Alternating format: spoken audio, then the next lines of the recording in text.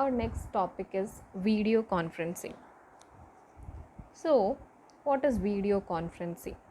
We all are familiar with the word video conferencing. So, video conferencing or VC is a method of conference between two or more people. Is described as a method of conferencing between two or more people.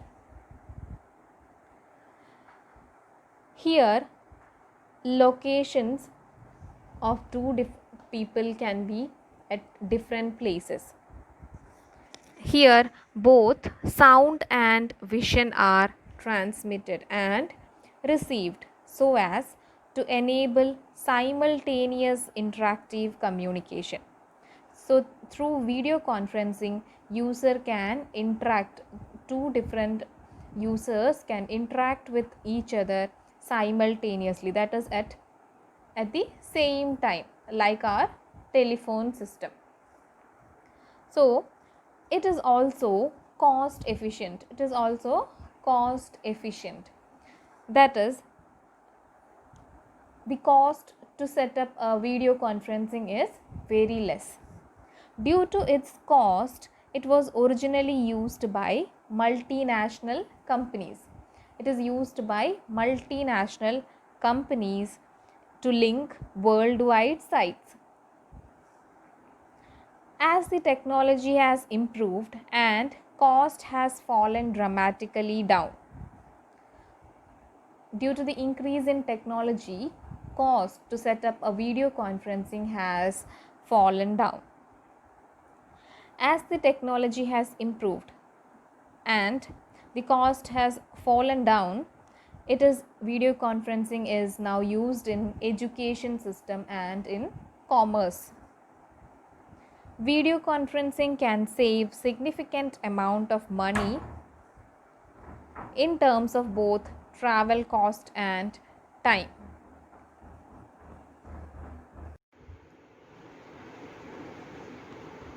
Video conferencing can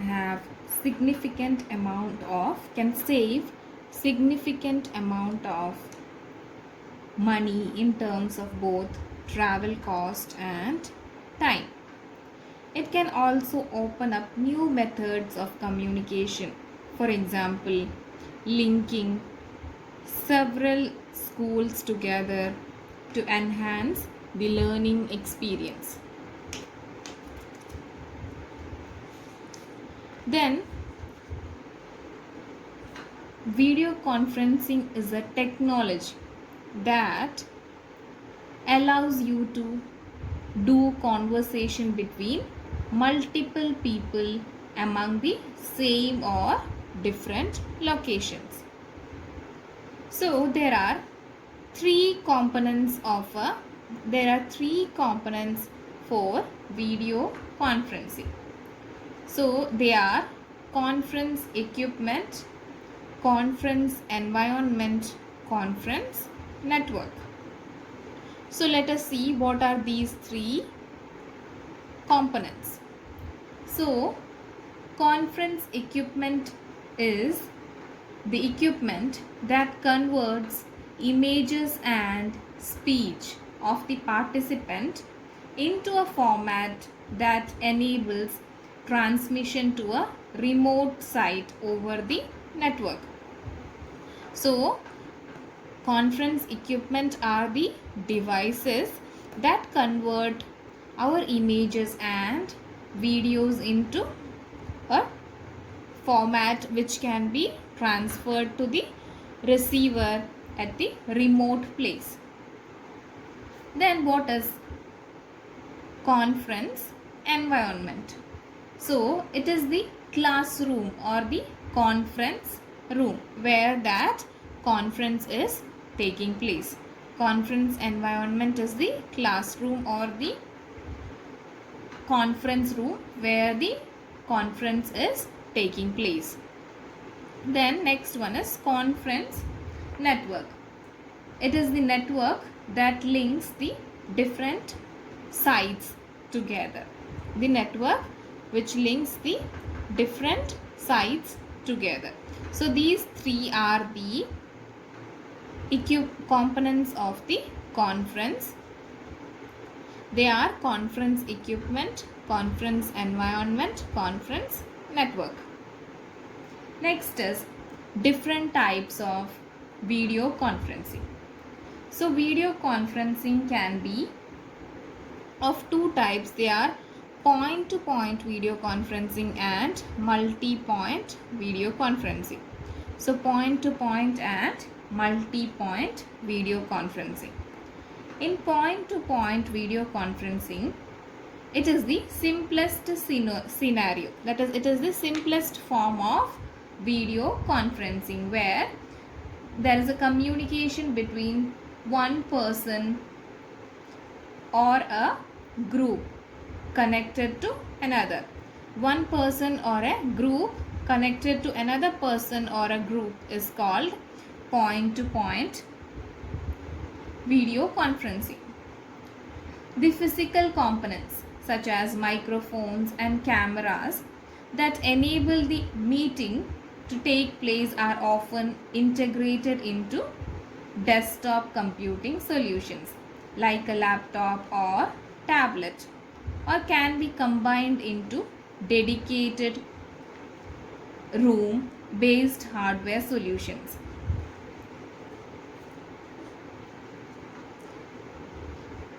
Here, desktop solutions tend to be used by individuals.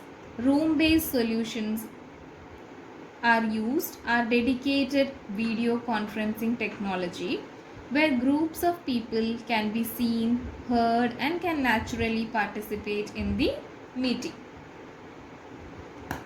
So in point-to-point communication, there is a communication between a person to another person or a group to another group. So there is a usage of desktop computing or laptops or tablets for the communication purpose. Next type of communication as video conferencing is multi-point video conferencing. In multi-point video conferencing, 3 or more locations are connected together, where all participants can see and hear each other, as well as can share any content in the meeting. Here in point to point, a group is connected to another group. A group is connected to another group, or a person is connected to another person. But in multi-point communication, more than three people are, or more than 3 groups are connected together for sharing information or data. So such type of communication is called multi-point video conferencing.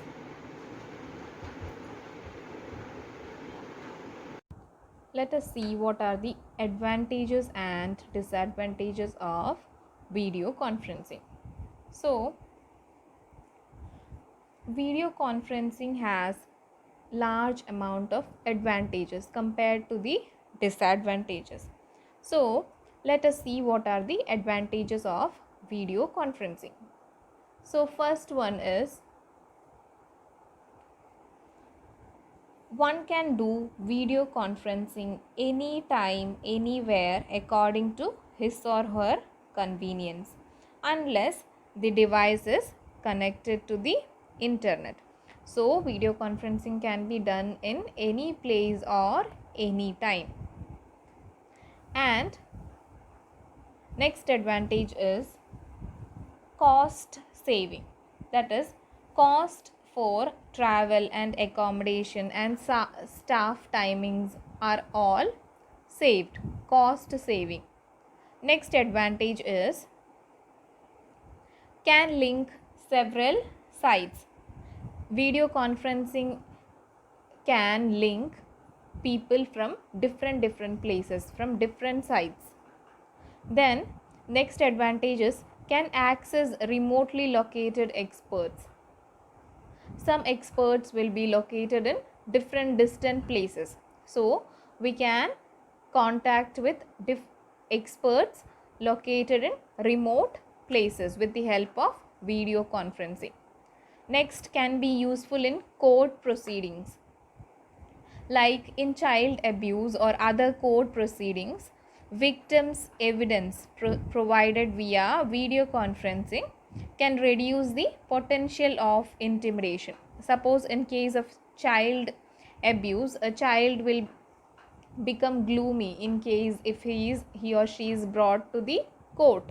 So such things can be avoided through video conferencing. Then a time is set. Having a set time for the meeting encourages more control and less time being wasted on non-agenda items, since the time is concentrated particularly in the meeting itself. No time is wasted for other things. So let us see what are the disadvantages of video conferencing. So the disadvantages are, the main disadvantage is the quality of the video. So if through video conferencing, if the communication meeting is taking place, then if the net connection is not high quality, internet connection is not there, then it will affect the quality of the video. That is, quality of the received images can be compromised by the technology, since if it will affect the technology used by the receiver. Then on low quality links, movement can be jerky. Suppose we are using a low quality internet connections, then the quality of the videos will be jerky, that is, it will be vibrating, or a jerky video will be received at the receiver. Then these type of videos will affect the body language, that is, the user, if the receiver will not be able to view the or get the correct output what is sent by the sender. So the sender's body language is reduced while reaching at the receiver. Then there may be a delay in the sound that participants need to get accustomed to, while the receiver's sound while reaching the sender's sound while reaching the receiver may be delayed. So it causes a distraction and less interaction between the sender and the receiver. Then next disadvantage is, some believe that atmosphere of a normal face-to-face meeting is lost in case of video conferencing. The atmosphere of normal face-to-face meeting is lost in case of video conferencing. So next topic is e-learning. So we are familiar with e-learning because we are ongoing this e-learning, that is learning through with the help of internet. So what is e-learning? E-learning is the use of network and communication technology in learning. Use of network and communication technology in learning is called e-learning. So e-learning is the e-learning, E means electronic learning. Electronic learning. The letter E in e-learning stands for the word electronic. It increases the knowledge and skill. E-learning increases the knowledge and skill. E-learning now has been used in various companies, organizations and schools to educate and upgrade the abilities of their employees and students. The term e-learning is used also in further and higher education to describe the use of the web and other internet technologies to enhance the teaching and learning experiences. So e-learning is used in schools to increase the learning experience of students, and even e-learning is used in companies for educating the employees. So let us see what are the features of e-learning. First feature is it is non-linear. E-learning is non-linear. That is, learners determine how, what and when they access information. So learners can access the information whenever they require. So it is called non-linear.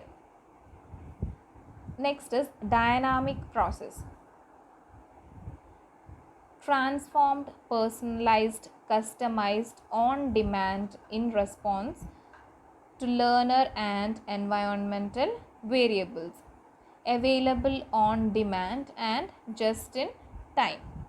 So all these, what the learner needs is given to the learner on demand and at the time required. So it is called a dynamic process, because whenever we require, the information is provided to us. Next is learner controlled. Learner controlled means the control is on the learner. So learner controls their own interaction with the content and presentation. Learner has opportunities for reflection and application. Then reusable objects. Content of any media that can be chunked down to get the most granular form. That is, a content can be reused. One content given can be reused for another class. Then informal. It recognizes that at least 70% of learning occurs in meetings in the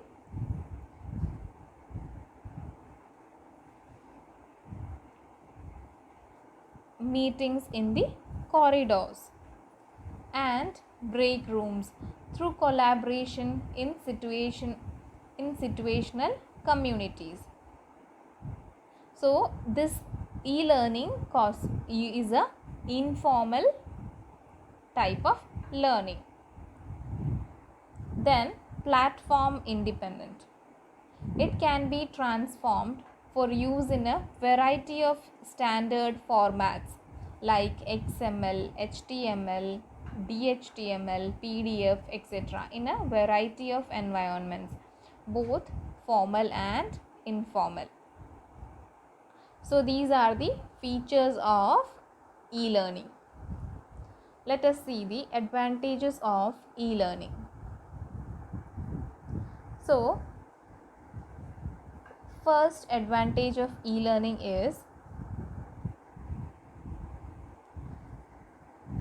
e-learning fosters interaction among students and instructors. Interaction simulates understanding and recall of information. E-learning increases the interaction between the student and the instructor.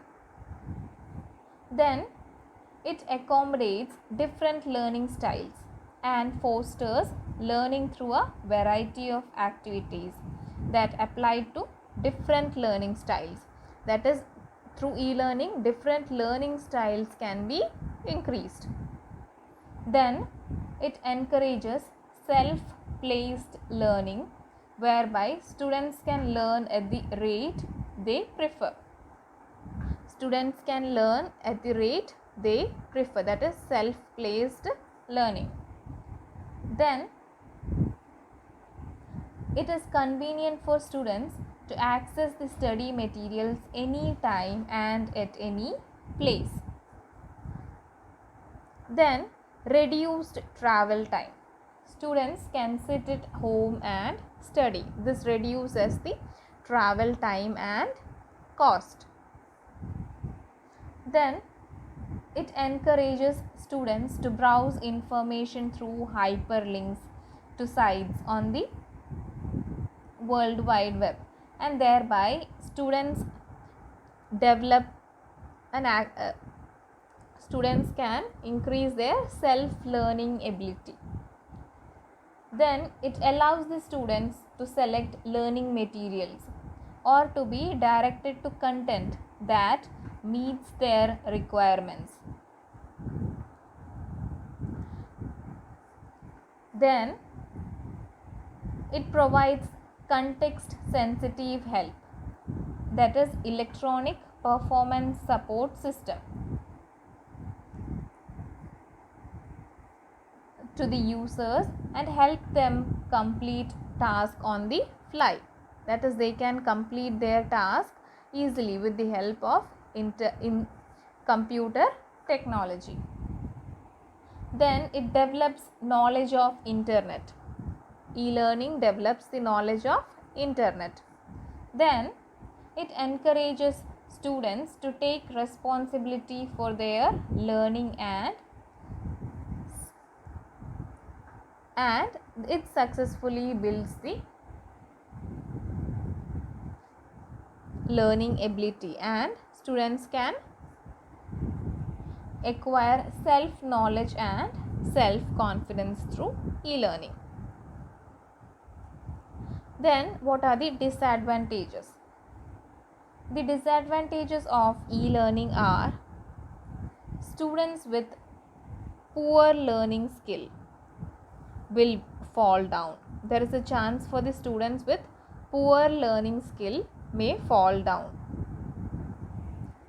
Then lack of familiar structure and routine may take getting used to. They are using a unfamiliar learning structure and they may get used to this style of learning. Then students may feel isolated, that is socially isolated, because they are just spending their time for studying online. Then instructor may not always be available on demand, like the doubt clearance in class. Likewise, the instructor may not be available on demand while using e-learning. Then instructor may not be available on demand. Then slow or unreliable internet connection can be frustrating because it will affect the quality of the class that is rendered. So internet connection is, it depends upon the internet connection. Then managing learning software can involve a learning curve. Then some courses such as traditional hand-on courses can be difficult to simulate. So some courses like